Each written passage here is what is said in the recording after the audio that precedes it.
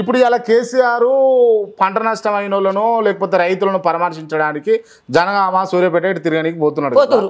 గతంలో కేసీఆర్ ఈ వరిసేన్లు ఆగమైనప్పుడు ఈ మామిడి పండ్లు మామిడికాయలు ఆగమైనప్పుడు పోయిండా? ఇప్పుడు ఎందుకు పోతుండు? అప్పుడు ఏమి ఆగమైనాయి సార్? అప్పుడు ఏం కాలే, అప్పుడు ఆగం కాలే. కేతమ్మ అబద్ధమాడొద్దు సార్. ఒక్కటి రెండు ఏం కాలి కల్లాలల్లా వానలు పడి ఒడ్లు నీళ్లతోటి కొట్టుకోపోయినాయా? కొట్టుకోపోలేదు. నిజం లేదు సార్, అన్ని పోలేదు. ఒకవేళ కొన్ని గొప్ప పోతే కూడా వాళ్ళకి అంతకంత పరిహారం ఇచ్చిండు కేసీఆర్. ఎకరానికి ఇంత అని ఇచ్చిండు కేసీఆర్, రైతుకి ఇంత అని ఇచ్చిండు కేసీఆర్.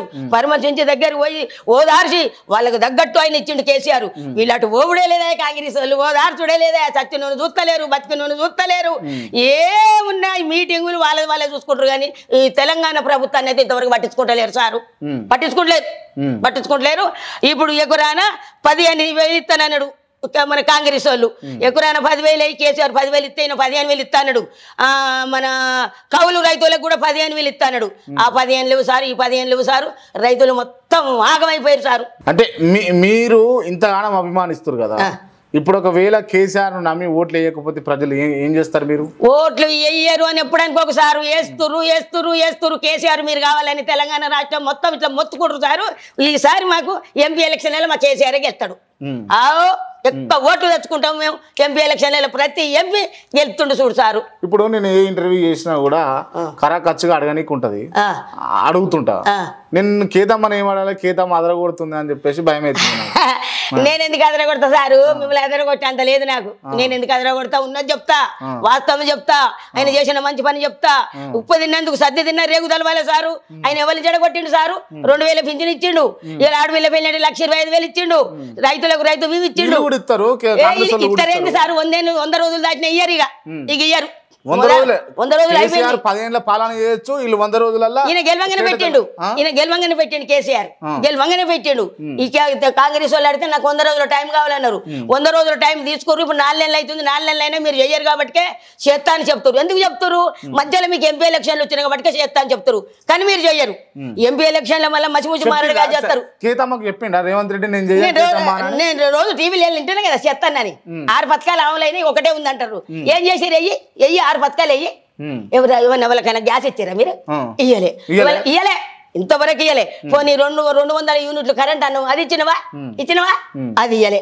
మరి నువ్వు మహిళ రైతు బంధు వేసినవా? ఇప్పటికి 100 రోజులు అయినాయి, వేసినవా? వేయలే, అది వేయలే. మరి 15,000 కౌలు రైతులకు ఇస్తా అన్నావు, అవి ఇచ్చినవా? వేయలే. మరి 2 లక్షల రుణమాఫీ అన్నావు రైతుకు, అవి వేసినవా? వేయలే. మరి నువ్వు చేసింది ఏముంది సారు? ఏం చేసినావు సారు? చెప్పు సార్. ఏం కావాలి చెప్పు, ఏం చేయాలి? రైతులను కాపాడు, ప్రజల మీద పెట్టు కన్ను, ప్రజలను చూసుకో, ప్రజలను నడుచుకో.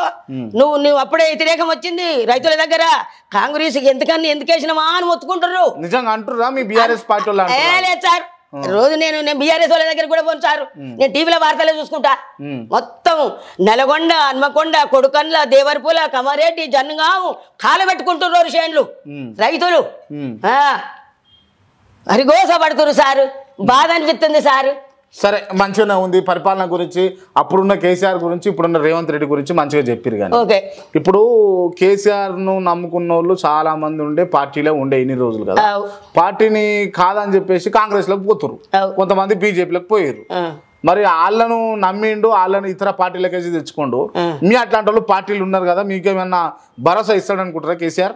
భరోసా ఇచ్చినా ఇయ్యకపోయినా మేము టీఆర్ఎస్ లో ఉన్నందుకు మాకు పెద్ద పీఠమే ఎత్తాడు. రేపు మేము మమ్మల్ని మంచిగానే ఓదార్తాడు. ఇప్పటికి కూడా మేము ఆయన వల్ల చెడిపోయింది లేదు. ఆయన పెడితే మేము మాకు కావాలనేం లేదు. మేము గులాబీ జెండా కప్పుకొని మాకు కేసీఆర్ ఉన్నాడంటే మాకు కొండంత దండ. రేపు మాకు పెద్ద పీట ఎత్తాడు. మళ్ళీ గెలిచేది వచ్చేది వాళ్ళే. మమ్మల్ని గుర్తుపెట్టుకుంటాడు కేసీఆర్, కేటీఆర్, రామన్న. మీరు కొన్ని సభలలో కూడా రామారావు గారు పక్కన నుండి మాట్లాడారు, రామారావు గారితో కూర్చున్నారు. రామారావు గారు మాట్లాడుతూ ఉంటే మీరు విన్నారు, మీరు మాట్లాడుతూ ఉంటే తను కూడా విన్నాడు కదా. ఏమన్నాడు మీతోటి? ఏమన్నా భరోసాలు ఇచ్చిండా మీకు? భరోసా లేదా, నీకేం కావాలమ్మా అన్నాడు.